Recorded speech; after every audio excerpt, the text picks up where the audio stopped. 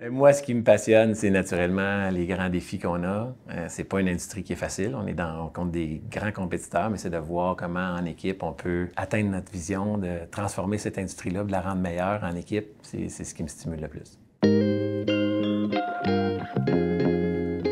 Guru a une longue histoire de 25 ans. Donc, Guru a été fondé en 1999. À ce moment-là, c'était la première boisson énergisante naturelle au monde. Donc, l'alternative naturelle et santé bien avant que le côté bio naturel soit bien à la mode. On a fait beaucoup de chemin depuis ce temps-là. On a eu une croissance organique au Québec. À partir de 2005, on a lancé aux États-Unis. Après ça, on a eu beaucoup de croissance qui nous a amené à devenir public à partir de 2020.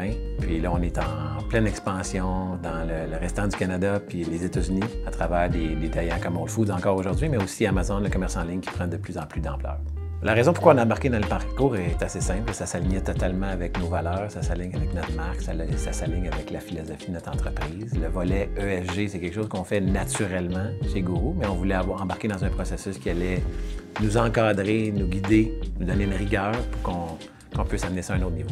Pour ma participation au parcours, on m'a approché parce qu'il n'y avait plus de représentants de l'équipe marketing. Puis c'était important pour nous d'avoir vraiment un représentante pour chacune des équipes. J'étais vraiment contente parce que ça m'a vraiment amené à faire des différentes rencontres aussi avec différentes entreprises pour qu'on puisse échanger puis que ça amène vraiment justement des informations autant à petite échelle qu'à plus grande échelle. Moi, ce que j'ai vu plus comme impact, c'est j'avais la rétroaction de l'équipe. Par exemple, ce que j'ai entendu le plus qui était le concret pour l'entreprise, c'est à quel point ça l'a nous aider à cartographier les éléments logistiques pour optimiser nos transports, parce qu'on transporte des produits qui sont liquides, qui sont lourds. Donc, il y a des coûts associés à ça, mais il y a aussi un impact environnemental. L'autre chose que j'ai été le plus témoin, ça a été l'impact sur toutes les petites choses qu'on fait déjà. Exemple, Coralie a joué un rôle, a fait des formations avec le restant des employés, on a fait un dîner où on a parlé de notre impact, puis comment on pouvait la réduire. Puis ça a été marquant pour beaucoup. J'ai remarqué que nos employés avaient changé leur comportement. Fait que des fois, c'est pas toujours dans les grandes choses. Des fois, c'est les petites choses, la somme des petites choses qui fait une différence. Une chose nouvelle que j'ai appris avec les formations ESG du parcours,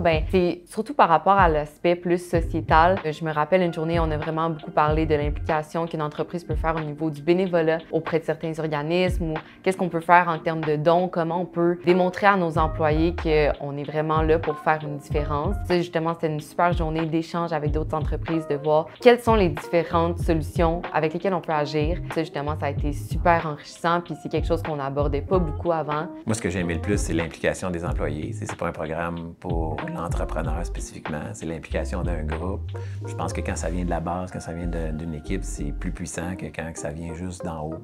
Ce que j'ai le plus aimé du parcours, c'est vraiment le coaching personnel qu'on a avec quelqu'un de spécialisé qui est là vraiment pour épauler notre équipe, qui connaît nos enjeux, qui va nous aider justement à trouver des solutions pour nos différentes problématiques. Donc ça, c'est vraiment un gros plus du parcours. Le parcours a amené comme une rigueur, un processus qui fait qu'on a peut-être ancré ça mieux dans nos processus. Plus que juste d'en jaser ou d'essayer, là, ça devient plus concret. C'est une grosse différence entre quelqu'un, exemple, qui décide « je veux devenir plus en forme » puis qui va s'acheter des poids, va les mettre dans son sous-sol, versus quelqu'un qui dit « je me prends un abonnement au gym puis je m'engage un entraîneur personnel ». Mais pour moi, le parcours, c'est un peu dire j'ai un entraîneur et j'ai un processus qui va me garantir des résultats plutôt que je souhaite faire quelque chose. Donc, tu sais, le sérieux du processus assure plus de résultats.